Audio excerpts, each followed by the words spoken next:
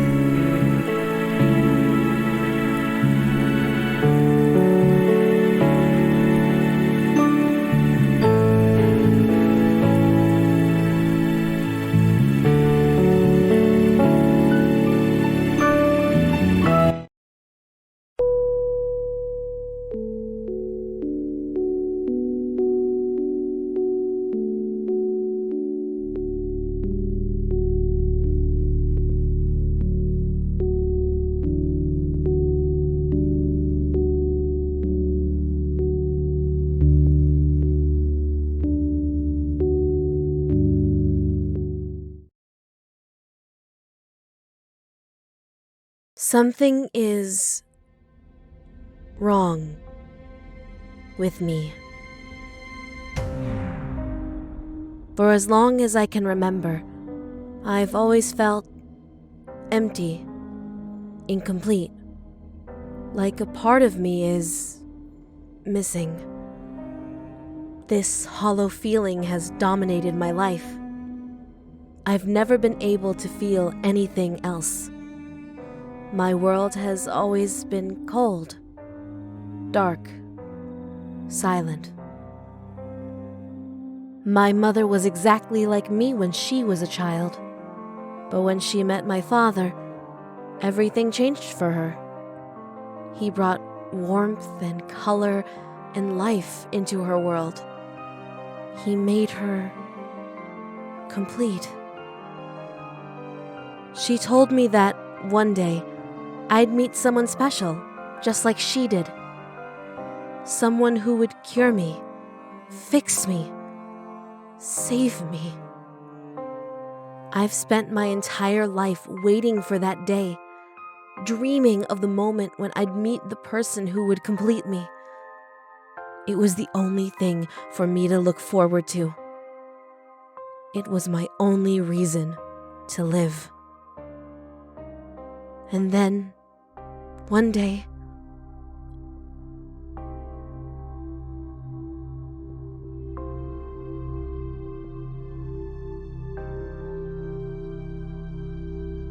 I found him.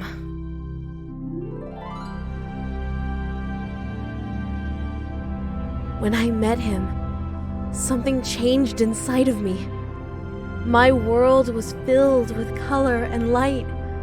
It was like I had opened my eyes for the first time. I felt warm.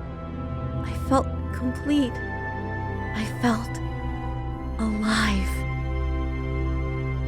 He is my escape from the cold, gray, empty world I've been trapped in.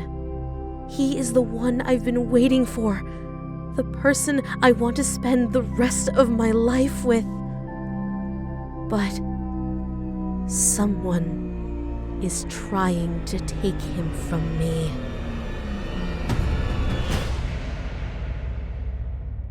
She wants him, but not in the same way that I want him. She could never appreciate him the way I do. She doesn't deserve him. He belongs to me. I have to stop her. Even if it means hurting her.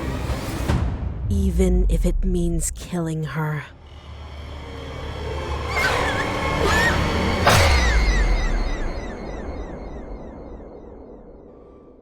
There is nothing I won't do for him. I won't let anyone come between us. I don't care what I have to do. I don't care who I have to hurt. I don't care whose blood I have to spill. I won't let anyone take him from me. Nothing else matters.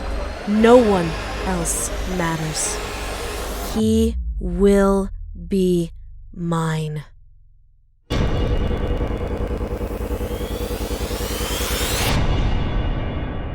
He doesn't have a choice.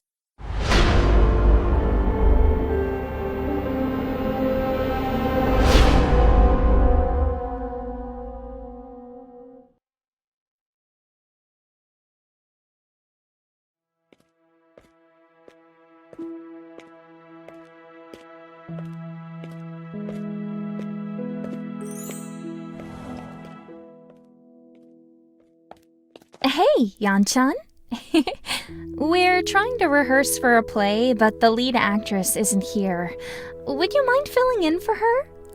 Come on, it'll be fun. It's a play about a serial killer.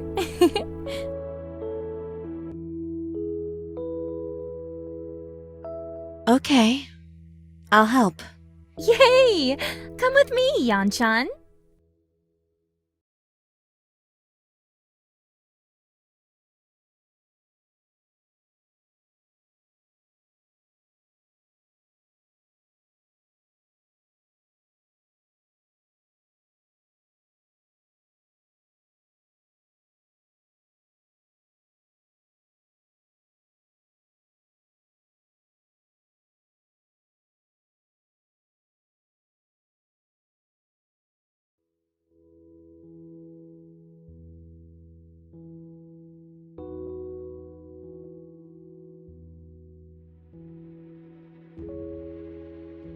The killer picked up the knife that was on the table. Then she went on a killing spree, murdering everyone around her.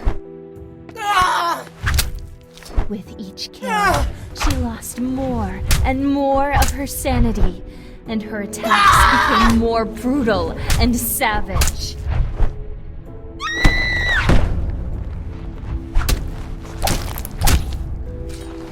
When the deed was done, she burst into maniacal laughter.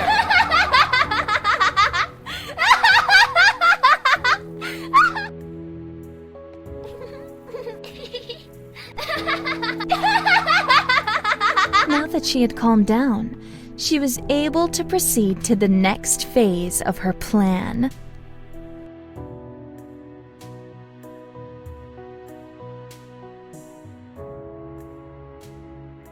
The killer quickly began to destroy the evidence of her crime. She picked up one of the corpses. She carried the corpse to a nearby incinerator. Once all 5 corpses were in the incinerator, she activated it.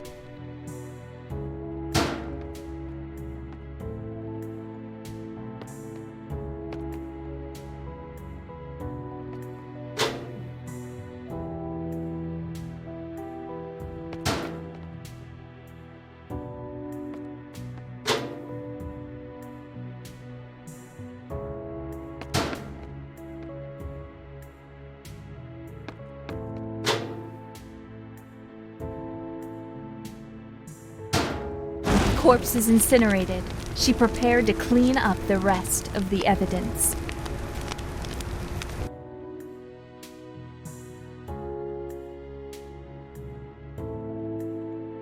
The killer started to clean up all of the blood that she had spilled. First, she grabbed a bucket. She brought it to a sink and filled it with water. Then, she added bleach to the water and dipped a mop into the bucket.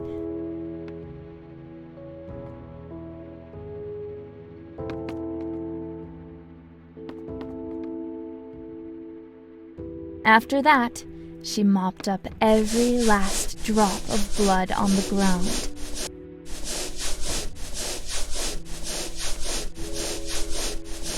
With all of the blood mopped up, she moved on to the next part of the cleanup process.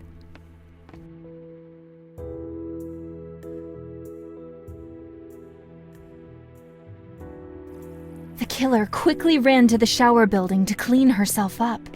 She opened up her locker. She removed her blood-splattered outfit and changed into a towel. Then, she took a shower and washed the blood from her body.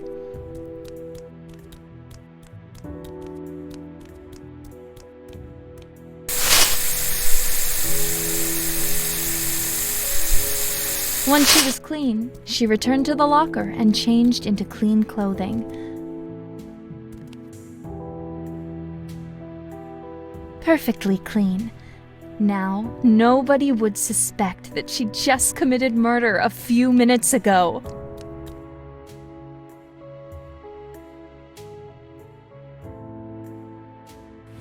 The killer carried the murder weapon to a drinking fountain and used water to wash the blood away.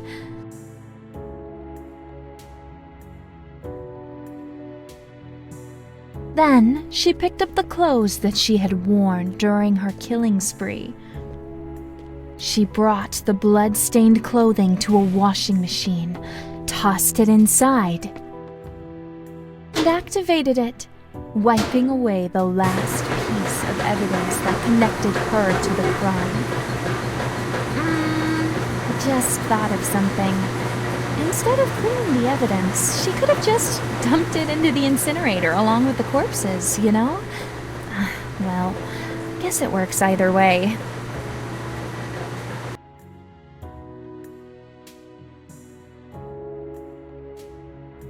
The killer needed to steal a key, but a witness was nearby, so she hid behind a nearby wall.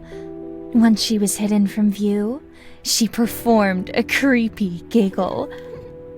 The witness, confused and unsettled by this unexpected sound, began to investigate the noise. With the key in hand, the killer was able to proceed to the next phase of her master plan.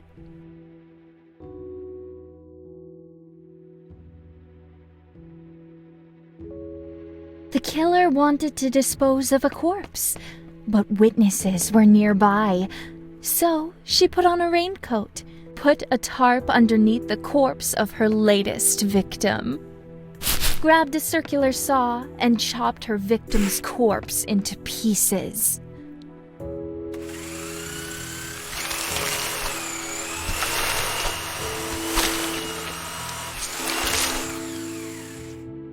She removed the raincoat, dumped the dismembered body parts into the incinerator, and activated it.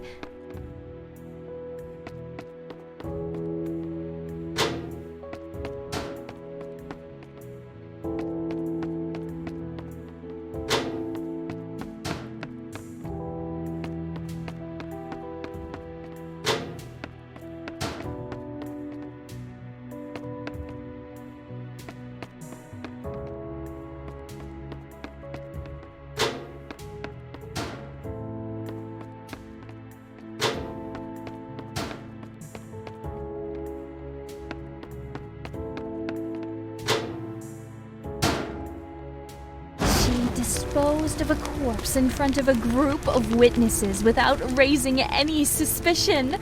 Excellent.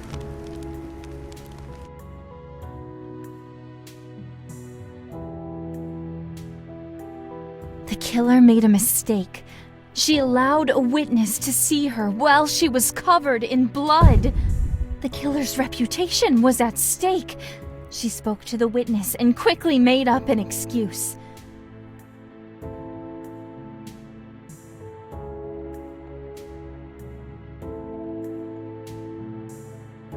The witness fell for it. Next, the killer casually socialized with the witness to maintain her act. The witness was a member of the drama club, So the killer made a positive comment about drama.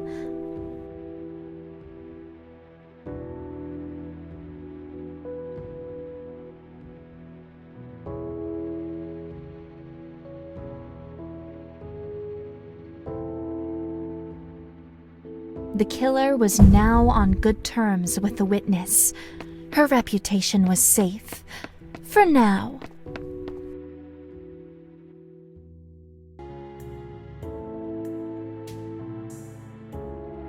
The killer researched her victims thoroughly before killing them. She took out her smartphone, snapped a photo of her victim's face, saved it for future use, and hid behind a wall before her victim could take notice of her.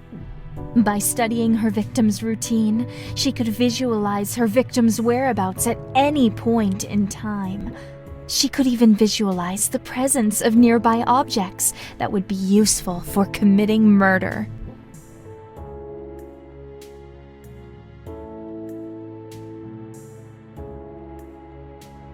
The killer grabbed a syringe and a tranquilizer. She hid the syringe in her clothing.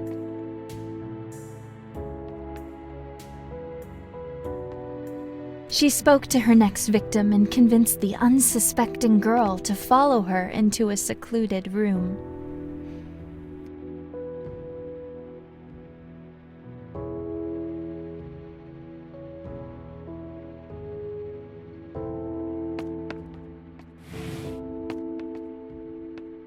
She closed the door behind her, took out the syringe, and stabbed the girl from behind.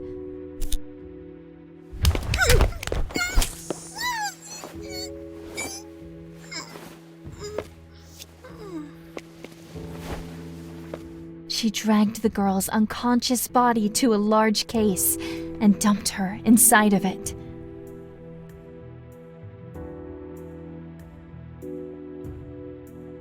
She left the area and returned after midnight to collect the body of her victim, with no witnesses.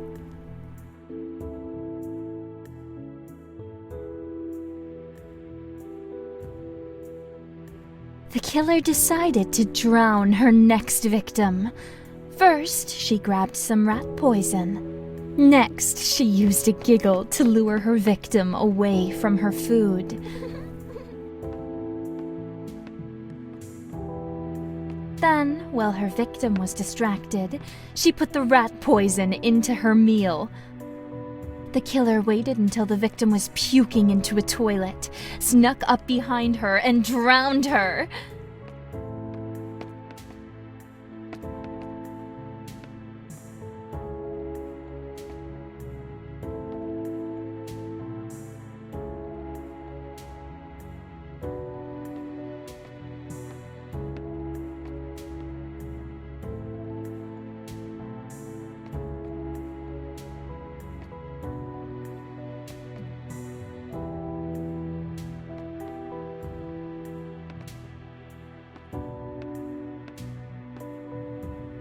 Hey, what are you...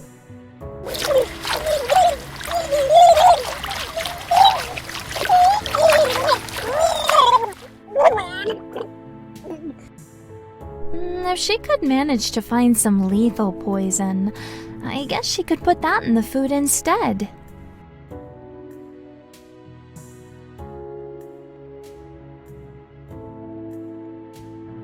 The killer planned to murder her next victim with electricity. The first step was grabbing a bucket. She filled the bucket up with water and dumped the water on the ground at her victim's feet. Then she picked up a car battery and threw it into the puddle of water.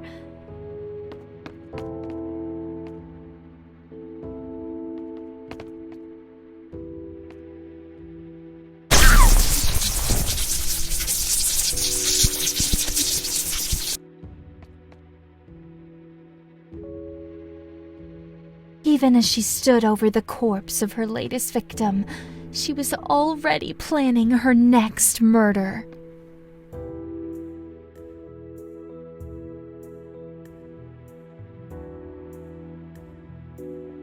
As the killer continued to take lives, she encountered different types of victims. Most of her victims were easy to take down. But some of them fought back. Some victims would fight tooth and nail against the killer, attempting to disarm and apprehend her.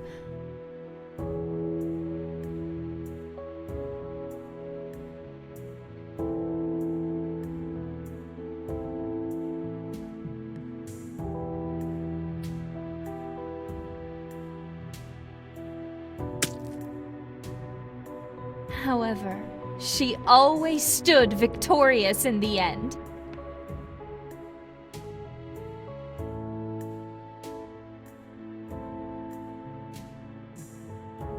She prepared to build a tripwire trap. She grabbed a knife, a spool of thread, and masking tape.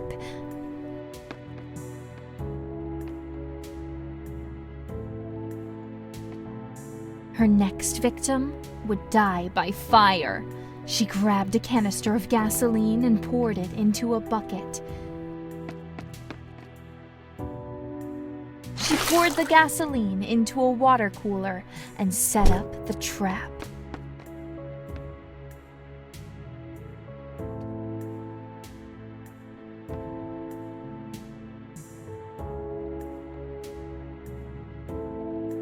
After her unsuspecting victim was covered in gasoline, she used a candle to light her on fire. What is this? It smells like gasoline? What? No, no!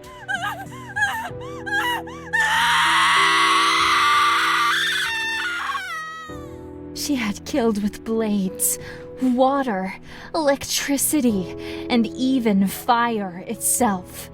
She controlled the elements.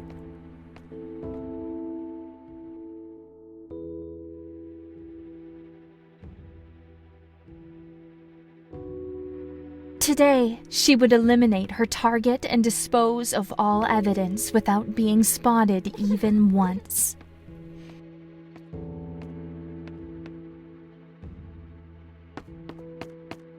Oh, wait! Yanshan, that's not right.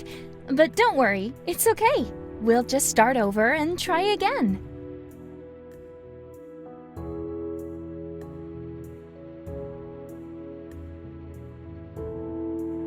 Today, she would eliminate her target and dispose of all evidence without being spotted even once.